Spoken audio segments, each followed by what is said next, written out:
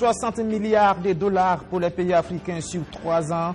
Voilà l'annonce faite par le président chinois Xi Jinping à l'ouverture du forum sino-africain ce 3 septembre, en présence de la quasi-totalité des chefs d'État et de gouvernement, où figure le président Roch Marc Christian Kaboré, par ailleurs en visite d'État en Chine. Les détails dans ce journal de notre envoyé spécial à Pékin, Caroline Yoda.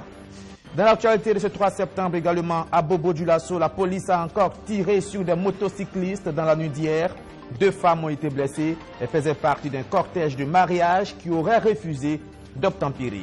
Et puis, les travailleurs de Diamond Cement ont arrêté le travail depuis ce vendredi en protestation contre la suspension de 5 d'entre eux. Que s'est-il réellement passé? La réponse dans ce 19h30.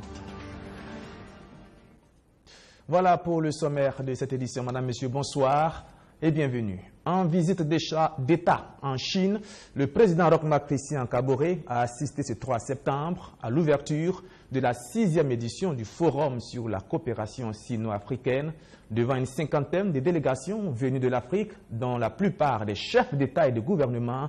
Xi Jinping a fait une annonce importante. La Chine va consacrer 60 milliards de dollars au développement économique des pays africains pour les 3 années à venir. La correspondance depuis Pékin de Walia, Caroline Yoda. C'était un rendez-vous très attendu par le Burkina Faso, nouveau membre de la famille FOCAC. Le Forum sur la coopération sino-africaine a ouvert ses portes ce lundi 3 septembre, ici même au Grand Palais du Peuple de Beijing. La famille Chine-Afrique au grand complet. Ils sont tous là, les chefs d'État et de gouvernement des 53 pays africains qui ont établi des relations diplomatiques avec la Chine. La Commission de l'Union africaine est aussi présente, ainsi que le secrétariat général des Nations unies. Depuis le dernier sommet de Johannesburg en 2015, 3 nouveaux membres ont intégré le FOCAC. Dans son discours d'ouverture de cette 6e conférence, Xi Jinping ne pouvait passer cela sous silence. Le président Roch Marc Christian Kaboré, accompagné de leur délégation, sont aujourd'hui parmi nous. Je vous invite à applaudir très fort pour leur souhaiter une chaleureuse bienvenue. Le président chinois, dans son allocution, n'a pas manqué non plus de rappeler le socle de la coopération sino-africaine, caractérisé par ce qu'il appelle les 5 noms. À savoir, ne pas s'ingérer dans la recherche par les pays africains d'une voie de développement adaptée à leurs conditions nationales, ne pas s'immiscer dans les affaires intérieures africaines, ne pas imposer notre volonté à l'Afrique, ne pas assortir nos aides à l'Afrique de conditions politiques quelconques, et ne pas chercher des intérêts politiques égoïstes dans notre coopération d'investissement et de financement avec l'Afrique. Nous espérons que les autres pays pourront aussi se conformer à ce principe des 5 noms dans le traitement des affaires liées à l'Afrique. La Chine sera toujours un bon ami, un bon partenaire et un bon frère de l'Afrique. Personne ne pourra saboter la grande unité des peuples chinois et africains. Et cette amitié va permettre à l'Afrique de bénéficier pour les 3 prochaines années d'un appui financier de 60 milliards de dollars. Une aide qui va servir dans le cadre des 8 initiatives de Xi Jinping dans les domaines de la santé, de la promotion industrielle, de l'interconnexion des infrastructures, de la facilitation du commerce, du développement vert, du renforcement des capacités, des échanges humains et culturels et de la paix et de la sécurité. Dans le même temps, la Chine annonce l'annulation de la dette des pays africains pauvres très endettés ayant des relations diplomatiques avec elle. Une vision et des engagements salués par le chef de la diplomatie burkinabé. Alpha Barry voit en effet en ces initiatives les conditions d'un partenariat gagnant-gagnant pour une communauté de destin. Et on reste à Pékin où, en marge du sommet Chine-Afrique, le ministre des Affaires étrangères, Alpha Barry, a présidé hier la cérémonie d'ouverture de l'ambassade du Burkina Faso en République populaire de Chine. Depuis hier 2 septembre donc, le drapeau burkinabé flotte de nouveau sur l'Empire du Milieu après près de 2 décennies d'absence. Le reportage de Walia Caroline Yoda. L'enceinte du State Guest House de Beijing. L'événement qui réunit toutes ces personnalités burkinabè, chinoises et africaines ce dimanche 2 septembre est lourd de symboles. L'ouverture de l'ambassade du Burkina Faso en République populaire de Chine, un moment fort des relations entre le Burkina Faso et la Chine, l'amitié retrouvée entre burkinabè et chinois. C'est des moments forts parce que cette ouverture intervient au moment où le président Roch-Marc Christian Kaboré effectue une visite d'État en République de Chine. Et c'est un moment fort aussi parce que le président Xi Jinping et le président Roch-Marc Christian Kaboré se sont entendus sur une vision pour les relations entre nos deux pays pour le futur et surtout durant les 3 prochaines années où ils ont tracé les sillons à travers un accord cadre de coopération, un accord général qui va permettre de couvrir donc de nombreux secteurs de coopération qui sont des secteurs définis prioritairement par le Burkina Faso. Et je pense en 3 mois et 1 semaine depuis le rétablissement des relations diplomatiques entre nos 2 pays, la satisfaction est totale côté gouvernement au regard donc du rythme de la reprise de la coopération entre nos 2 pays et des engagements qui ont été déjà annoncés par la République populaire de Chine. Le 26 mai 2018, en effet, le Burkina Faso annonçait la rupture de ses relations diplomatiques avec la Chine-Taïwan après 24 années de coopération. Dans la foulée, le pays se remettait avec son ancien allié, la Chine continentale. Les choses vont s'accélérer à partir de ce moment. Le 12 juillet, l'ambassade de Chine au Burkina Faso ouvrait ses portes. Et l'ouverture de celle du Burkina Faso ce 2 septembre intervient au moment où le président du Faso effectue sa première visite d'État en Chine, visite au cours de laquelle il va prendre part au sommet sur la coopération sino-africaine qui débute ce 3 septembre à Beijing. Le Burkina Faso est le nouveau membre de la grande famille sino-africaine. Depuis le rétablissement des relations, la coopération et les échanges se développent dans tous les domaines. Nous avons marqué un très bon démarrage. Avant-hier, le président Kaboré et le président Xi Jinping ont dégagé des consensus importants et tracé le chemin à suivre pour les relations bilatérales. Le principe d'une seule Chine représente la grande tendance dans le monde et correspond aux attentes de tous les peuples. Nous sommes sûrs qu'il y aura de plus en plus de pays qui deviendront les amis de la Chine. À noter que la cérémonie de ce 2 septembre était également consacrée à l'ouverture de la représentation diplomatique de l'Union africaine en Chine. De Beijing, nous revenons à Ouagadougou pour parler encore de coopération bilatérale, celle entre le Canada et le Burkina Faso. Elle était au centre des échanges au cours de l'audience accordée ce matin par le Premier ministre Paul Kabatiba à l'ambassadeur canadien. Écoutez-le. Premièrement, je voudrais remercier le Premier ministre pour sa disponibilité. C'est une rencontre de courtoisie pour échanger sur la coopération qui existe entre le Canada et le Burkina Faso, une relation d'amitié et de coopération très très riche, très variée, très multiforme. Écoutez, le Canada est un partenaire important du Burkina Faso. Le Canada est le premier investisseur privé étranger du Burkina Faso. Le Canada est un partenaire important en termes de coopération au développement. Le Canada est le plus important partenaire en termes d'éducation de base. Le Canada travaille avec le Burkina Faso en termes de santé sexuelle et reproductive, en termes d'appui à la démocratie, en termes de développement économique régional, que ce soit dans le domaine de l'énergie, mais également dans le domaine d'accès à l'eau, dans le domaine des changements climatiques, de par des initiatives de nature panafricaine ou régionale. Le Canada appuie le Burkina Faso. Donc c'est vraiment une coopération très variée, très importante, mais qui peut être toujours renforcée. Et c'est ce sur quoi le Premier ministre et moi, nous avons convenu de travailler ensemble. On sait que le Burkina Faso est aujourd'hui dans un contexte sécuritaire régional qui est assez important de par tout ce qui se passe dans la région du Sahel. Mais on sait également qu'il y a des défis au niveau social que ce soit en termes de l'accès à une éducation, l'accès à la santé, les changements climatiques. Ce sont des défis énormes, donc, pour lesquels le gouvernement a bien fait de développer une initiative d'envergure qui est le programme économique et social, mais qui doit être accompagné par des actions importantes également pour pouvoir relever ces défis-là. Donc, on est satisfait des efforts qui sont faits, des initiatives qui sont mises de l'avant sous le leadership du Premier ministre et de concert avec tous les autres partenaires.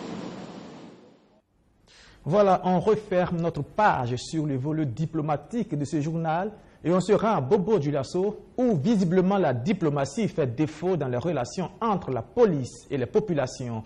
Moins de 3 semaines après un incident similaire, un policier a encore une fois ouvert le feu sur des motocyclistes, cette fois-ci sur un cortège de mariage qui aurait refusé d'obtempérer. Bilan, 2 femmes blessées. Le récit des événements avec Arsène Konditamde.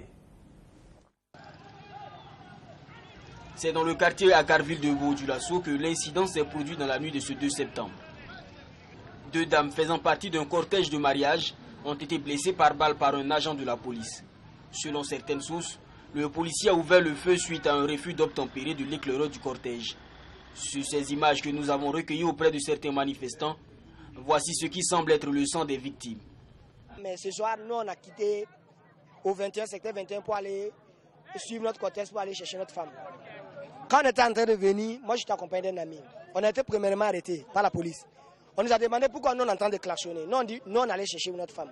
C'est un mariage. Dans ce projet-là, on nous a demandé pourquoi nous on klaxonne encore. On dit que nous on est en train de chercher madame. Donc ce mariage, c'est le mariage d'un souffert. Donc on est accompagné de camions. Voilà. Donc en ce moment quand on est arrivé maintenant, on est en train de klaxonner. Quand on a voulu bouger, il y a des femmes là qui étaient devant nous. Donc, directement, il a arrivé le PA, il a commencé à tirer 5 balles. Donc, ces 5 balles-là s'adressaient à ces 2 femmes-là. Vous-même, vous savez que cette heure, c'est une heure pour dormir. Mais si nous sommes ici, c'est parce que l'heure est grave. Maintenant, quand les policiers t'arrêtent, si tu ne t'arrêtes pas, ils t'abattent. S'ils ont réellement envie de tuer, ils peuvent aller s'en prendre aux djihadistes, mais qu'ils laissent la population en paix. Une foule en colère s'est ensuite dirigée vers le commissariat de Kolsa dans l'arrondissement 6 pour manifester son ras-le-bol.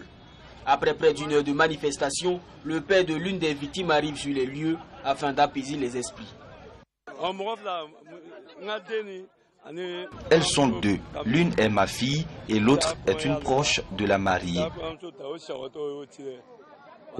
Elle revenait d'un mariage avec le cortège et c'est sur le chemin du retour qu'il a tiré sur elle. Actuellement, nous prions pour que ce genre d'incident ne se reproduise plus. Quand les policiers travaillent, il faut qu'ils fassent très attention. Ils sont bon, vraiment les mots me manquent maintenant puisque vraiment moi aussi je suis trop dépassé parce que je ne peux pas comprendre quelqu'un qui va tirer dans la foule, ce n'est pas des animaux. Tu n'es pas attaqué. Comment on peut, cette équation-là, comment on peut résoudre? Donc il faut que l'État, le ministre de la Sécurité, interpelle ces policiers-là pour qu'on puisse mettre fin à toutes ces choses. Et puis ces policiers-là, ils doivent être sanctionnés conformément à la loi du Faso. Parce que nul n'est au-dessus de la loi. Voilà. Selon le témoignage de ce père, la police a pris en charge les premiers soins des 2 infortunés de la soirée de ce 2 septembre. Cette bavure est la 2e en moins d'1 mois dans la ville de Sia. Le 15 août dernier, un agent de la police avait ouvert le feu sur un chauffeur de tricycle, blessant un passager. Pour manquer de 2015, 2 accusés à la barre ce 3 septembre, le sous-officier Traoré Seydou, entre autres, accusé de complicité à la sûreté de l'État et de coups et blessures volontaires. Le soldat de première classe Kaboré Adaman, lui, est accusé, entre autres, de meurtre. Les 2 ont plaidé non coupables. Roméo Koyeta pour le compte rendu. Si le fait d'exécuter des ordres donnés par un supérieur est pénalement condamnable, alors je demande pardon. C'est ainsi que celui qui était encore officier d'active débute son récit. Traoré Seydou venait à peine de quitter l'académie Georges Namoano. Le 14 septembre, il est affecté au RSP 2 jours avant l'arrestation des autorités de la transition. Selon son récit, le 17 septembre, il est envoyé par le lieutenant Compaoré Relwende pour maintenir l'ordre à la place de la nation. La consigne était d'empêcher tout rassemblement car, estime l'accusé, il y avait risque d'affrontement entre pro et anti-putsch à cet endroit. Celui qui venait fraîchement de l'académie dit avoir ensuite effectué une patrouille de reconnaissance vu qu'il ne maîtrisait pas la ville. J'étais à ma toute première mission, affirme-t-il. Au cours de leur itinéraire, l'auditionné, par ailleurs chef d'équipe, affirme que ces hommes n'ont fait usage de leur arme qu'une seule fois, entre le marché de Sankariare et le pont Paspanga.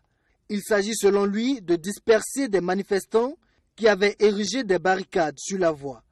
À une question du parquet de savoir si ces patrouilles ne visaient pas à réprimer tout manifestant qui s'opposait au putsch, Traoré Seydou répond en ces termes: « C'était juste des patrouilles.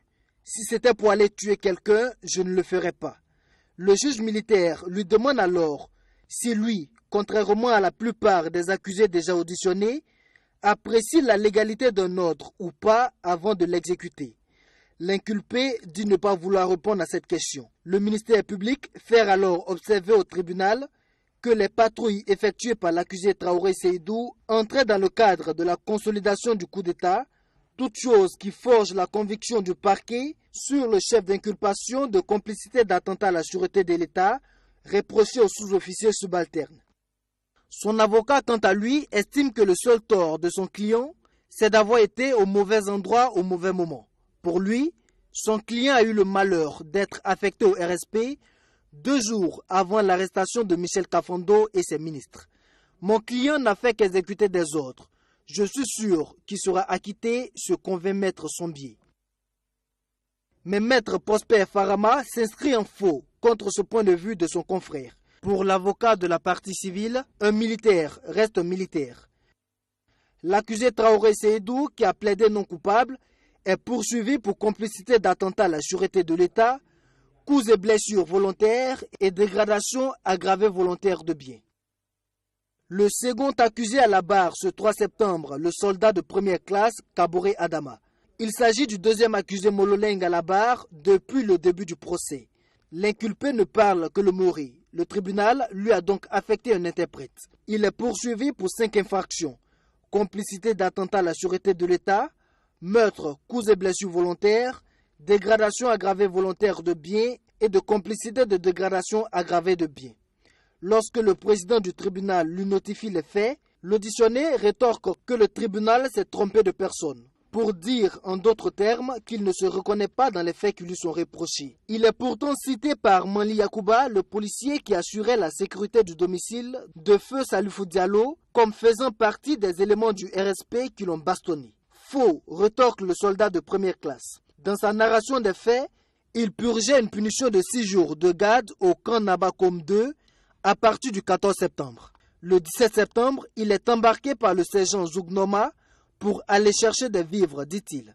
Mais chemin faisant, ils sont interpellés par 2 civils au niveau du rond-point des Martyrs qui les informent qu'il y a des tirs au domicile de feu Salifou Diallo.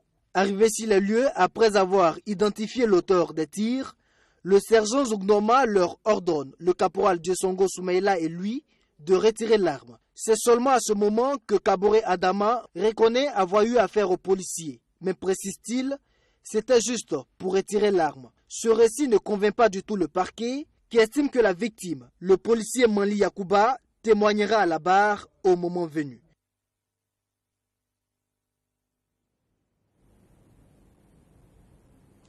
La société de fabrication de ciment Diamond Cement, paralysée depuis ce week-end par une grève à la suite d'un imbroglio entre les travailleurs, la CGTB, les prestataires de services et la direction de l'entreprise. Tout serait parti de la suspension de 5 travailleurs pour fait de syndicalisme. Plus d'explications avec Madina Sino. Les machines ont arrêté de fonctionner depuis le 31 août dans cette usine de fabrication de ciment. La raison, les ouvriers de Diamond Cement sont en grève. Une grève pour réclamer la levée de suspension de 5 de leurs membres qui ont juste intégré la Confédération Générale du Travail du Burkina. Alertés, des membres de la CGTB se sont rendus sur les lieux pour mieux comprendre. Après environ 3 heures de discussion avec la direction de l'entreprise, les choses se redéfinissent. Il y avait visiblement un malentendu entre les 2 parties. Dans un premier temps, nous avons rencontré les chefs contractuels qui nous ont expliqué effectivement que c'est eux qui sont les patrons donc, des travailleurs. Et nous avons dit, d'accord, si c'est comme ça, on s'est trompé de ligne, effectivement. On a adressé la correspondance à Diamond Simen. Si on avait su, tel n'a pas été le cas parce qu'on n'avait pas les vraies informations. Et c'est ainsi que nous avons demandé à rencontrer la direction de Diamond Simen pour également régler la question. Mais je pense que sur cette question, nous nous sommes entendus. La direction de Diamond Simen demande à ce qu'on annule le PV et du comité qui a adressé à Diamond Simen. Approchée, la direction générale de Diamond Simen dit ne pas se reconnaître dans ce mouvement d'humeur. Tout ce qu'elle déplore, ce sont les pertes financières qu'elle subit. Nous, à Diamond Simen, nous n'avons rien à voir. Normalement, ces ouvriers qui protestent doivent aller protester avec leur société, avec leur patron. Donc, c'est ce que nous avions demandé. Mais ils ne doivent pas le faire dans l'enceinte de l'usine pour nous bloquer. Vous voyez que moi, j'ai plein de camions à charger depuis hier. Et moi, je livre par jour minimum 1500 tonnes par jour. Alors hier, j'ai pu livrer que 660 tonnes. Vous voyez pratiquement aujourd'hui, vous avez dû filmer tous les camions qui attendent. Bon, donc voilà, c'est un mouvement qui pénalise plutôt Diamond Simen. L'annulation des lettres de licenciement dépend donc des sociétés sous-traitantes, mais à leur niveau, on reste ferme. L'indiscipline dans le travail, au moins si on travaille, il faut être discipliné dans ce que vous faites, dans l'indiscipline. Puisque s'ils avaient passé par une voie légale normale, nous, on ne trouvait pas de problème dans ça. Mais ils ont passé par un chemin qu'ils ne doivent pas passer. Donc, pour nous autres, ils ne nous reconnaissent même pas en tant que leurs supérieurs. Donc, vous voyez le problème. Comment un employé peut aller demander à celui qui emploie son patron de le libérer parce qu'eux, ils ne veulent pas de cette personne-là? Comment eux, ils peuvent oser dire cette parole? Et donc, c'est normal que le contractuel aussi, il peut décider ce qu'il veut. Le dialogue reste de mise et les négociations reprennent ce 3 septembre en vue de trouver un compromis. La première promotion en génie civil, option architecture de l'université Aube Nouvelle, effectue sa sortie dans quelques semaines. Mais avant, les futurs diplômés de cette promotion ont été soumis à un exercice, présenter un projet immobilier en hauteur qui soit raccordé à des équipements structurants. Saïdatou Edraogo et Arsène Komditamde y ont assisté. Ils sont 9 étudiants de la première promotion de la filière architecture à présenter leur projet d'études ce 30 août à l'université Aube Nouvelle de Bobo-Dioulasso. Un exercice qui a entre autres objectifs de permettre à cette promotion de préparer les soutenances. Chaque étudiant présente un projet immobilier en hauteur, raccordé à un équipement structurant. Et c'est devant un jury constitué d'enseignants et d'ingénieurs que les apprenants se succèdent pour expliquer leur création. Et donc il s'agissait de faire un aménagement urbain, puis de développer un concept architectural autour de l'équipement structurant et de faire en sorte que les équipements de proximité ne soient plus implantés de façon horizontale, mais soient intégrés à leur volumétrie. Donc ils ont produit des cités où les équipements sont intégrés dans les volumes des bâtiments. Donc c'est pour promouvoir la densification, l'habitat en hauteur. Étudiant en Master 2 architecture, Boris Belem est l'un des étudiants à présenter son projet d'habitation. Un projet conçu pour la ville de Tinkodogo, dont il rêve de contribuer au développement. Je peux dire que j'ai brièvement visité la ville de Tinkodogo. C'est une très belle ville. J'ai aimé en fait leur manière de construire et en fait l'ambiance et tout ce qu'il y a à Tinkodogo, disons.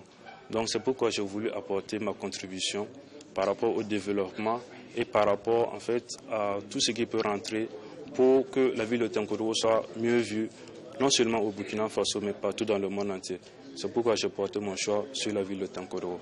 Selon les responsables de l'université, cette session de présentation de projets vise également à encourager les étudiants de cette promotion et inciter les nouveaux bacheliers à s'intéresser à la filière.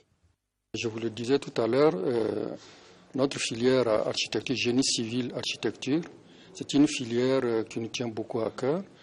Nous avons voulu vraiment marquer cette pause qui est la 5e année par justement cette présentation de projet.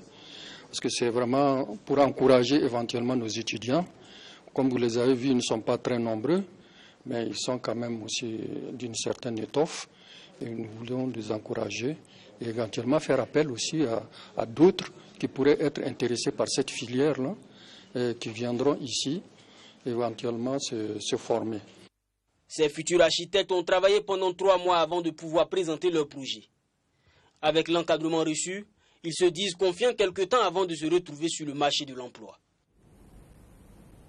La communauté nigériane vivant dans le San Matenga fait preuve de solidarité envers ses hôtes du village de Pibaoré.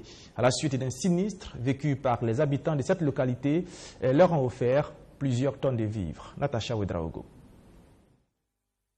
Ces hommes et femmes de la commune rurale de Pibaoré dans le San Matenga ont tout perdu. Ils sont même sans abri depuis le 23 juin dernier. Ils ont été victimes d'une pluie diluvienne accompagnée de vents torrentiels et de grêle. À cette situation s'ajoute celle de la famine qui les frappe, un contexte généralisé que connaît la province. Ce 1er septembre 2018, c'est la joie retrouvée le temps de quelques heures grâce à ces vivres.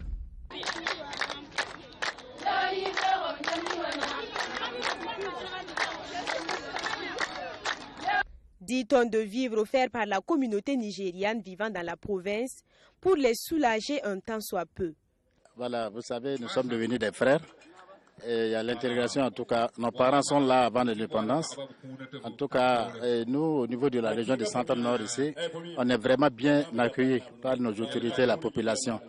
Donc nous vivons comme c'est chez nous. Donc c'est ça qui nous a fait, bon, comme le Célestin. Donc vous avez vu que le problème de Pibaoré est le problème de nous les étrangers aussi vivant dans la région. Voilà pourquoi nous avons fait ces gestes-là. En plus de ces vivres offerts par les Nigérians, il y a aussi ce geste posé par le Lanénaba. Il a ajouté 2 tonnes de maïs et un sac de mangbine. J'ai entendu par le maire de Pibaoré que la communauté étrangère, notamment la communauté nigériane, a apporté un soutien encore plus fort.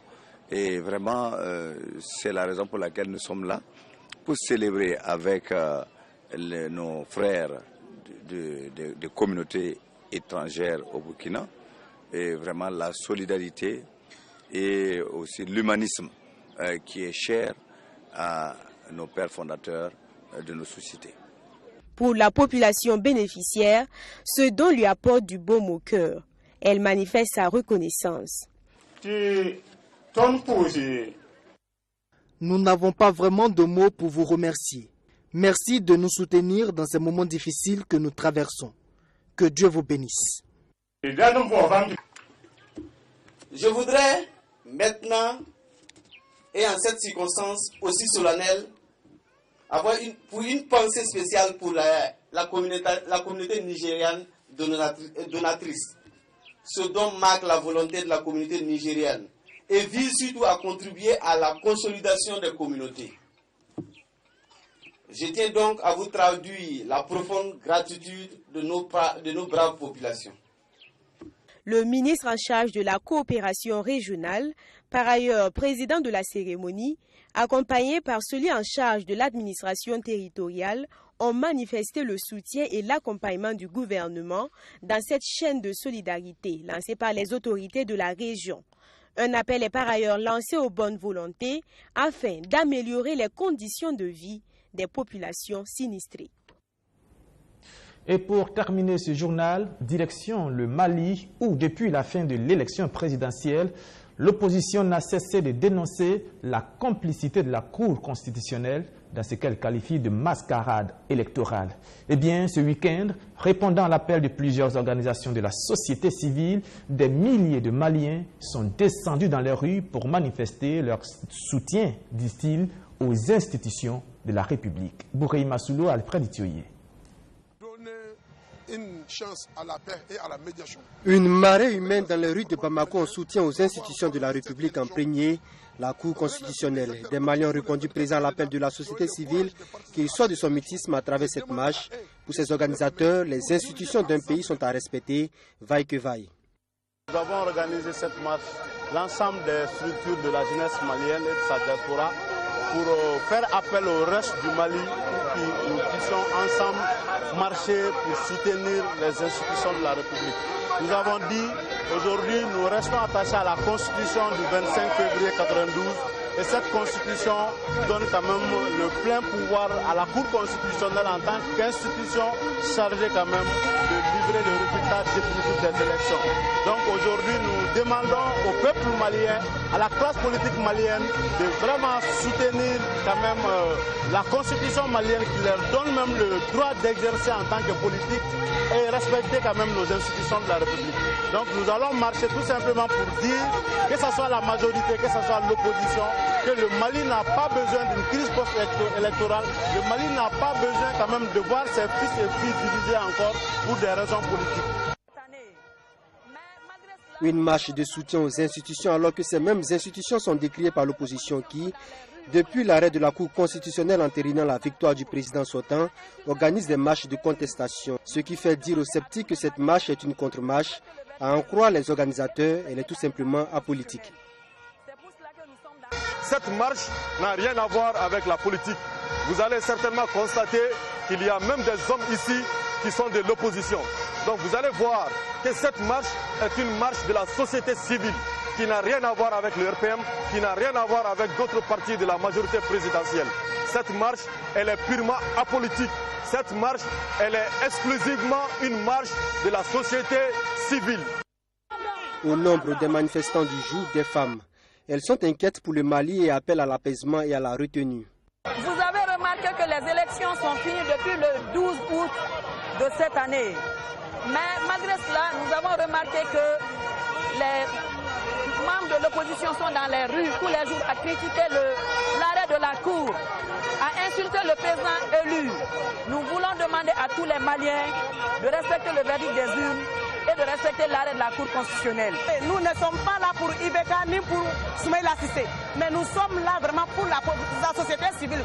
Nous sommes en train de faire de cette marche-là pour notre intérêt personnel. Même son de cloche du côté des religieux qui appellent à l'unité des fils et filles du Mali. Oui, parce qu'on fait partie de la société civile malienne, de la population malienne.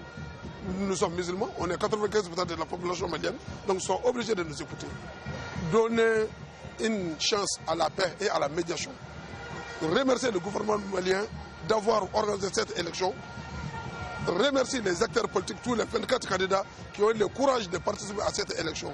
Et demander à eux de se donner la main pour diriger ensemble le Mali. Un manifestant non des moindres à cette marche, le fils du président Ibrahim Boubacar Keïta, Karim Keïta, est considéré par les Maliens comme le véritable président. Voilà, et c'est la fin de ce journal, mais restez sur la télévision BF1 tout à l'heure à 21h00. Luc Pabelgem viendra vous présenter votre émission de sport préférée, le Sport Time. Et puis moi, je vous retrouve demain à la même heure, 19h30, pour notre rendez-vous de l'information. Merci de votre fidélité.